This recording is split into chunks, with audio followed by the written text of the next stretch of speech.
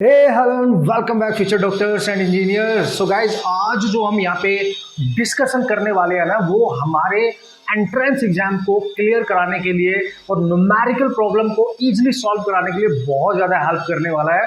तो ये बहुत ज़रूरी है, ये एंड टाइम पे ये वीडियो आप लोगों के लिए, ये डिस्कशन आप लोगों के लिए जो भी आज मैं आप लोगों के लिए करने वाला हूँ। ठीक है, मतलब सर, मतलब स्टडी के साथ साथ, पढ़ाई के साथ साथ, कंसेप्ट बिल्डिंग के साथ साथ इस चीज पे अब आपने एंड टाइम चल रहा है आपका, ये इस पे बहुत ज्यादा फोकस करना है।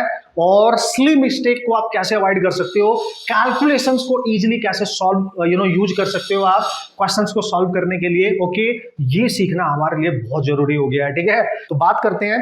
3 कैटेगरी में मैं इसको डिवाइड करूंगा, ठीक है ना। बाद में एक बोनस पॉइंट आपको जरूर दूंगा कि आपने क्या क्या चीजों को याद रखना है। ठीक है, मोस्ट इंपॉर्टेंट है, आप ध्यान से देखते जाएंगे। ठीक है, तो 3 कैटेगरी में 3 टाइप्स में मैं इसको कन्वर्ट कर रहा हूं। What is that sir? सबसे पहली कैटेगरी, ठीक है, बहुत ध्यान से समझियो।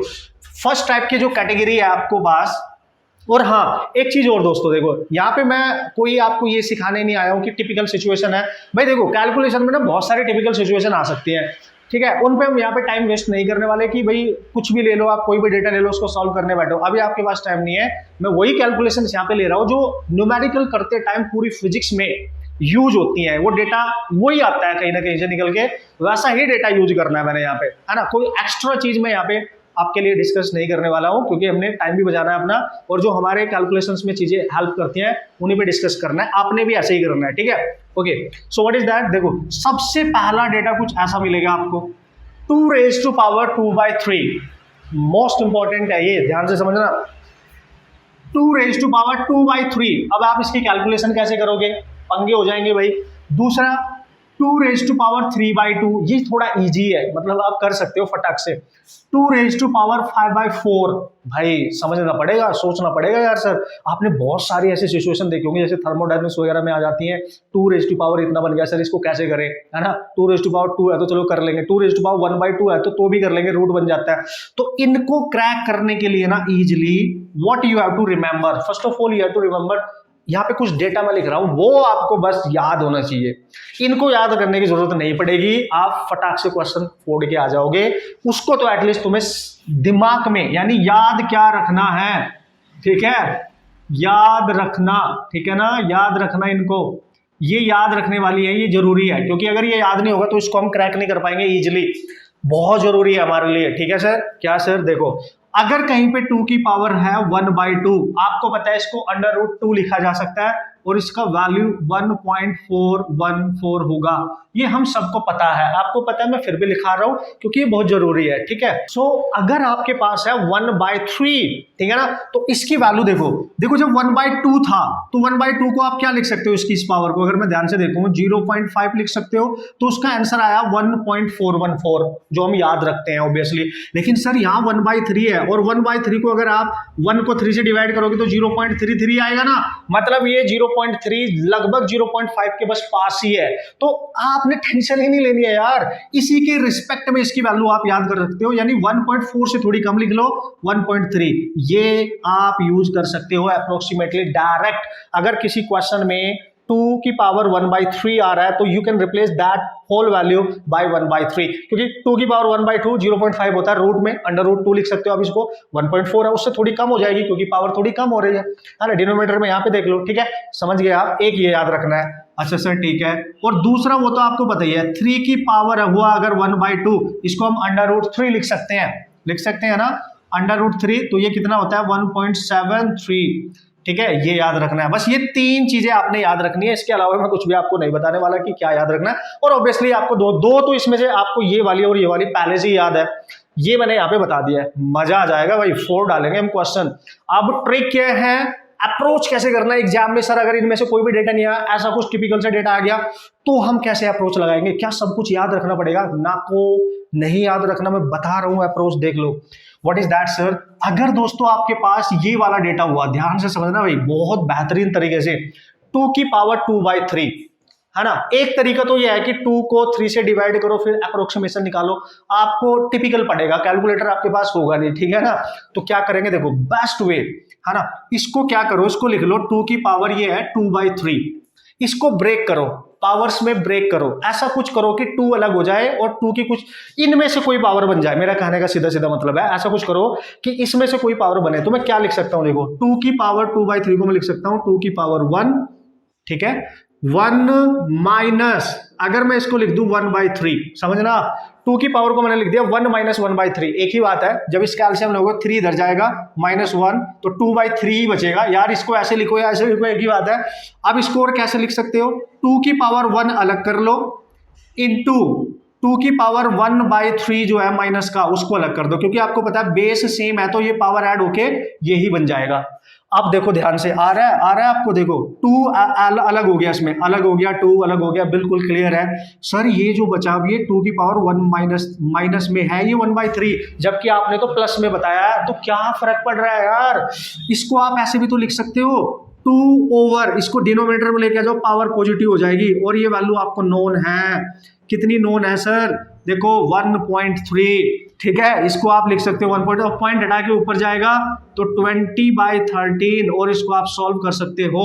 अब ये सॉल्व तो आप कर ही सकते हो, कोई प्रॉब्लम नहीं है। 1.54 के आसपास आंसर आ जाएगा, 1.54। ये तो आपका काम है सॉल्व करना, यहाँ से आगे सॉल्व करना वो आपका काम है, ठीक है। So this is how you can approach to crack this type of typical situation during the solving of numerical problems। समझ गए आप, मजा आएगा आपको, टेंशन मत ले, आप बस देखते जाए मैं क्या अप्रोच यहाँ पे आपको बताने वाला हूँ, ठीक है ना, ध्यान से।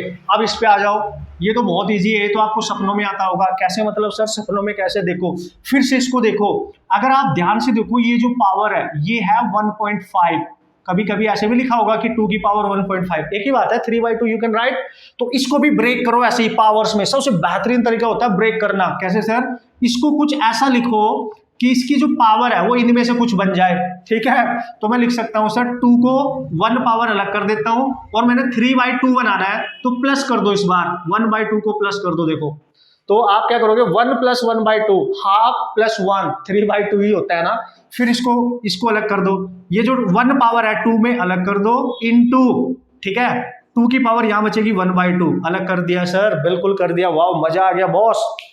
अब आपको नजारा नजर आ रहा होगा, 2 अलग हो गया तो 2 को एज इट इज लिख दो इनटू, ये क्या है 2 की पावर 1/2, यानी ये तो √2 है और इसकी वैल्यू ये रही नॉन है, तो यू कैन राइट 1.414, सॉल्व कर लेना, आंसर आ जाएगा अपने आप कर सकते हो आप, कोई पंगा है ही नहीं मैन, क्या बात कर रहे हो यार।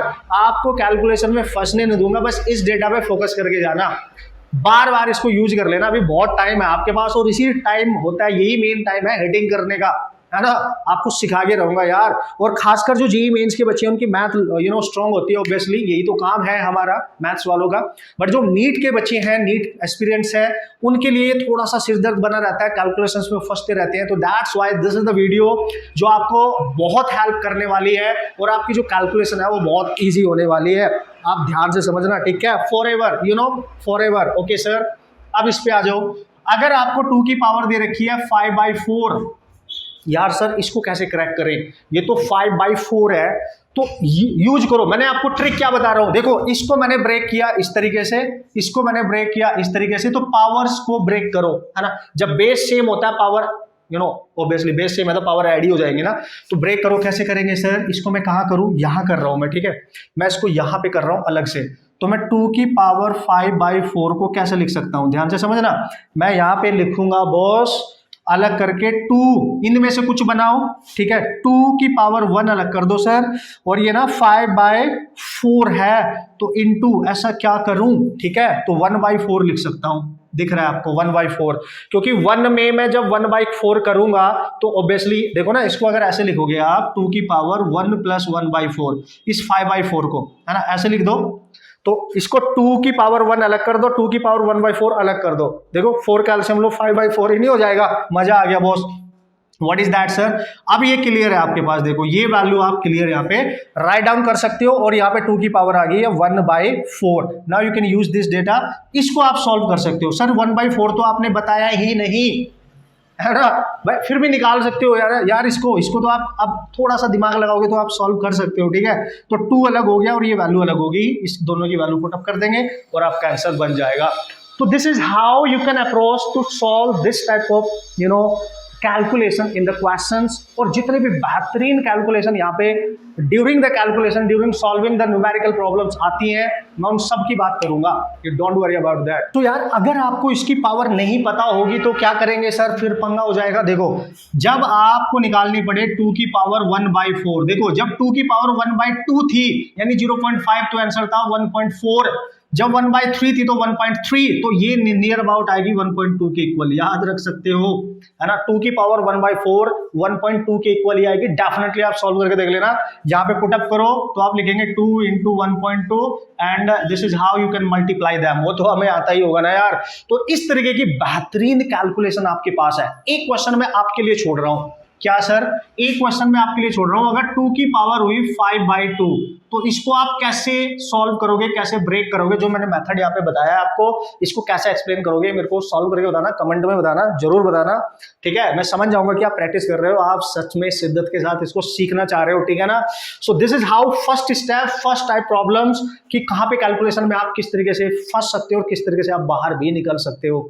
आपको बात समझ में आ रही है। अब बात करूंगा टाइप 2 की, मजा आने वाला, टेंशन मत लो, ठीक है। ओके वो सब बात करेंगे टाइप 2 की, और टाइप 2 में मैं मतलब एक इस तरीके की सिचुएशन ले रहा हूं जो मैक्सिमम फिजिक्स के न्यूमेरिकल, खासकर ग्रेविटेशन, इलेक्ट्रोस्टैटिक्स, है ना, मैग्नेटिज्म, इस टाइप के जो चैप्टर्स हैं हमारे पास, ठीक है ना, वहां पे मैक्सिमम इसका यूज आपको देखने को मिलेगा, और आप कहीं ना कहीं कैलकुलेशंस में इसमें फंस जाते हो, ठीक है। तो किस तरीके से आपने यूज करना है बढ़िया तरीके से देखते हैं, ठीक है। तो टाइप 2 में क्या है, अच्छा इसमें ना एक चीज मैं पहले ही बता दूं आपको जो आपने याद रखनी है, टाइप 1 में मैं लिखना भूल गया, ठीक है।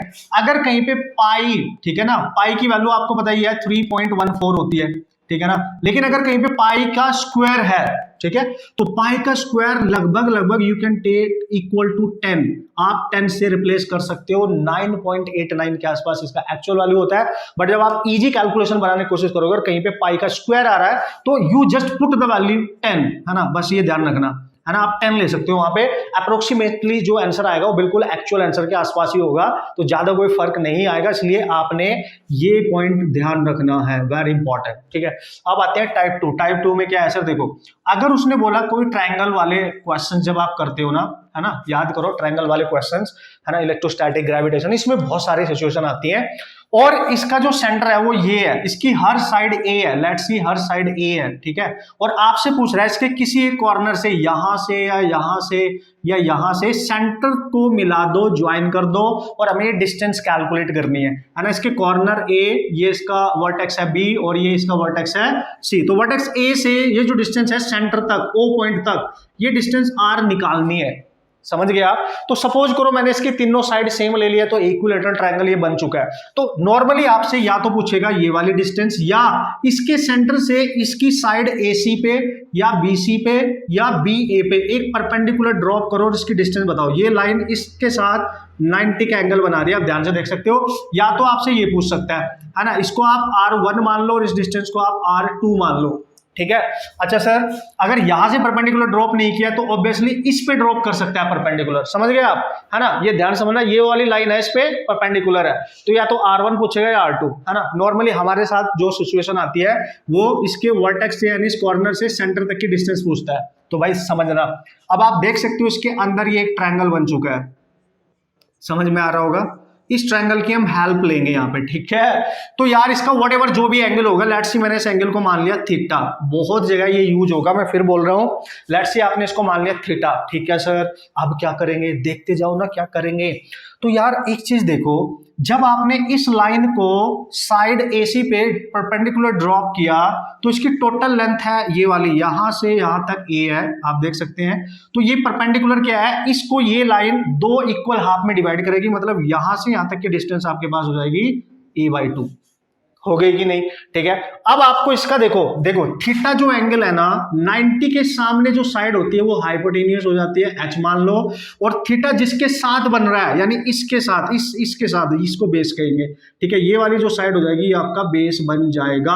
अगर इस ट्रायंगल को मैं यहाँ ऐसे लिख लूं और वापस बाहर निकाल लूं, ये एंगल थीटा मान लूं, ये R1 है, ये पॉइंट O है, ये पॉइंट A है, इसको कुछ पॉइंट P मान लो, नो प्रॉब्लम, और ये डिस्टेंस आपको ऑलरेडी दे रखी है, दैट इज A/2। तो ये रिजल्ट जो मैं यहाँ करने वाला हूँ, ये मैक्सिमम टाइम आपको क्वेश्चंस जिस टाइप के आएंगे वहां पे यूज होता है, तो आप पहले से अवेयर होके जाए कि यार यही करूंगा मैं, बार बार निकालने की जरूरत ही नहीं है। देखो अगर आपको ये वैल्यू चाहिए तो 90 के सामने ये हाइपोटेनियस है, ठीक है, ऑब्वियसली, और एंगल के सामने वाली जो साइड होती है वो परपेंडिकुलर है, और तो ये बचा जो है ये बेस है, ठीक है। तो बस उड़ा दो। जब भी कभी आपको है ना बेस पता हो, देखो यहाँ पे बेस पता है A/2, बेस पता हो, हाइपोटेन्यूज निकालना है तो ऑलवेज यूज cos थीटा। यहाँ पे एंगल जो भी गिवन होगा, जैसे अगर इक्विलेटरल है तो एंगल यहाँ पे 30 डिग्री हो जाएगा। अगर देखो टोटल ये एंगल 60 है, उसका हाफ ये 30 होगा, बट वो डिपेंड करेगा, इक्विलेटरल ट्रायंगल नहीं है तो भी कैसे करेंगे, ऐसे करेंगे। तो cos थीटा आपने यूज करना है। cos थीटा होता है बेस, ठीक है, ओवर उसका हाइपोटेन्यूज जो भी है। cos थीटा यहाँ से आप निकाल सकते हैं। बेस आपको दे रखा होगा, ये देखो A/2, ये पक्का गिवन होगा, तो आप लिख सकते हो साइड का हाफ और डिवाइड में h यानी R1, समझ रहे हो आप। तो R1 आपके पास आ जाएगा boss, this is your R1 and you can write it, what is that, A/2 cos theta. ये ध्यान रखना, थीटा जो भी गिवन होगा पटक देना, साइड जो भी गिवन होगी पटक देना, यहाँ से कैलकुलेशन आपकी हो जाएगी। And this is how you can calculate this distance from here to here, okay, from this vertex to this center। एक सिचुएशन ये बहुत ज्यादा आती है क्वेश्चन में, आपने देखा भी होगा पक्का, अगर न्यूमेरिकल प्रॉब्लम सॉल्व की होंगी ना तो डेफिनेटली आपने इसका यूज किया होगा, है ना, ऑब्वियसली।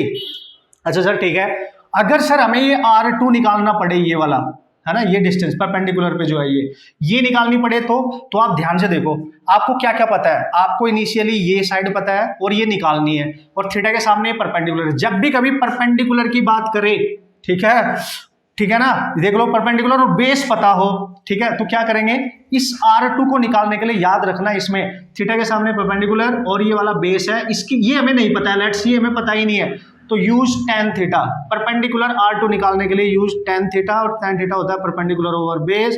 तो tangent of theta you can write, perpendicular निकालना है और बेस आपको दे रखा है A/2, तो आप देख सकते हो R2 आपके पास आ जाएगा A/2 into tangent of theta. Theta की वैल्यू जो भी गिवन होगी वो पुटअप कर देंगे और आपका आंसर बन जाएगा। ये कैलकुलेशन आप याद करके जाएंगे, याद इन द सेंस इसको आप प्रैक्टिस करके जाएंगे बढ़िया तरीके से, कि अगर ये सिचुएशन आई तो मैंने फोड़ना है, टाइप 2 मैंने फोड़ना है, ठीक है, ये बहुत जरूरी है मेरे लिए, ये मेरे को आपको बताना बहुत जरूरी था, ठीक है। इस तरीके से आप क्वेश्चन सॉल्व कर सकते हो, मेरी बात समझ रहे हो। आप सोच रहे होंगे सर ये ना एक राइट एंगल ट्रायंगल बन गया, हम पाइथागोरस यूज कर सकते थे। भाई पाइथागोरस तभी यूज की जा सकती है जब दो साइड एटलीस्ट पता हो हमें, थर्ड जो साइड है वो हमारी अननोन होगी, तभी यूज करेंगे ना। यहाँ पे देखो क्या था, ये निकालना था, ये पता नहीं थी, एक पता थी केवल, इसलिए हमने ट्रिग्नोमेट्रिक रेशियोज का यूज किया, समझ गए। ट्रिग्नोमेट्रिक रेशियोज का आपने यूज करना है बेहतरीन तरीके से, ठीक है। अब जो टाइप 3 है ना, उसमें मैं कुछ डेटा लिखूंगा, उसको एज इट इज याद करना है आपने, भाई बहुत हेल्प करेगा। मॉडर्न फिजिक्स के मैक्सिमम क्वेश्चन जो आ रहे हैं वो उन्हीं डेटा का यूज करके आते हैं, और आपकी कैलकुलेशन ना बहुत औसम हो जाएगी, आपका बैंगर टाइम रिड्यूस हो जाएगा अगर आप उनको मेमोराइज करके जाओगे बढ़िया तरीके से, ठीक है। टाइप 3 के बाद चलते हैं, ओके बॉस। लास्ट का ये type very very very important, और 100% ऐसा हो ही नहीं सकता कि ये वाली कैलकुलेशन आपके एग्जाम में आने वाले यहाँ पे क्वेश्चन जो आएंगे उनमें यूज ना हो, इम्पॉसिबल, ओके। और मॉडर्न फिजिक्स से ऐसा हो ही नहीं सकता कि हमारे एग्जाम में क्वेश्चंस ना आए, भर के आएंगे, आपने बस सॉल्व करना है। और वो जो क्वेश्चंस होंगे ना, मॉडर्न फिजिक्स की सबसे खास बात है कि इजी आते हैं, डायरेक्ट फॉर्मूला बेस आते हैं, फिर भी हमसे नहीं होते हैं क्योंकि कैलकुलेशन बहुत लंबी होती है, और हम अगर थोड़ी सी मेन बातों पे ध्यान दे दें, मतलब बेहतरीन तरीके से उनको अपने दिमाग में सेट कर ले, तो हर क्वेश्चन को सबसे जल्दी फोड़ के आ जाएंगे। कैसे सर? देखो भाई, सबसे पहले इंपॉर्टेंट है ना, अगर कहीं पे आपको ये रेशियो मिले, ये रेशियो और ये मिलेगा पक्का, है ना। मॉडर्न फिजिक्स में अगर फोटोइलेक्ट्रिक इफेक्ट से क्वेश्चन आ रहा है तो ये बनेगा, कौन रोकेगा यार। H/E, H क्या है सर? प्लैंक्स कांस्टेंट, E क्या है सर? Charge on electron. अगर प्लैंक कांस्टेंट और चार्ज का रेशियो है तो आपको पता है क्या करना पड़ेगा, प्लैंक कांस्टेंट की वैल्यू पुट करनी पड़ेगी, फिर चार्ज की वैल्यू पुट करनी पड़ेगी, डिवाइड करके ऐसी की तैसी हो जाएगी, तेल निकल जाएगा, टाइम वेस्ट हो जाएगा, क्वेश्चन ही नहीं होगा, ठीक है।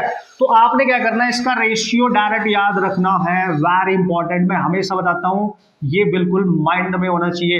4.14 10⁻⁻15, यू जस्ट रिमेंबर दिस। 2-4 बार देखोगे, क्वेश्चन करते हुए बार अप्लाई करोगे, आपको याद हो जाएगा। 10 दिन है आपके पास, 9 से 10 दिन है अभी, don't worry about that, okay. अगर अभी तक आपने इसकी प्रैक्टिस नहीं करी तो चलो सही है सर, h बाई ई का रेशियो याद रख लेंगे। अब देखो कभी कभी क्या होता है कि h बाई ई तो है, ध्यान से समझना, उसके साथ c भी है, और c क्या है सर, c है स्पीड ऑफ लाइट, वो भी है सर, है ना। आपको याद हो रहा होगा कैसे कैसे क्वेश्चन आएंगे। तो एच सी बाई ई अगर हुआ तो c से और इसमें मल्टीप्लाई कर देना, ये बन जाएगा 1242, आराम से याद रख सकते हो 1242, समझ गए, 1242 10⁻⁻⁹, ये बहुत जरूरी है, ये ऑर्डर याद रखने बहुत जरूरी है, इनको मत भूल जाना इनके चक्कर में, ठीक है। So this is how you can remember all these things. ये मॉडर्न फिजिक्स के ना बेहतरीन से बेहतरीन क्वेश्चन जो टिपिकल लेंथी होने वाले हैं उनको सॉर्ट आउट कर देंगे और कैलकुलेशन इजी हो जाएगी। एक लास्ट, अगर सर ई ना हो, केवल एच सी हो, ठीक है, यानी Planck's constant speed of light का मल्टीप्लिकेशन हो, प्रोडक्ट हो, तो ये होता है 19.86, मतलब आप देख सकते हो इसको नियर बाई आप लिख सकते हो 19.9 इंटू 10⁻⁻26, अप्रोक्सीमेट वैल्यू लेके चलेंगे तो इजीली कर सकते हो। ये याद रखना थोड़ा इजी है, 19.9 ठीक है ना, ये याद रखना इजी है।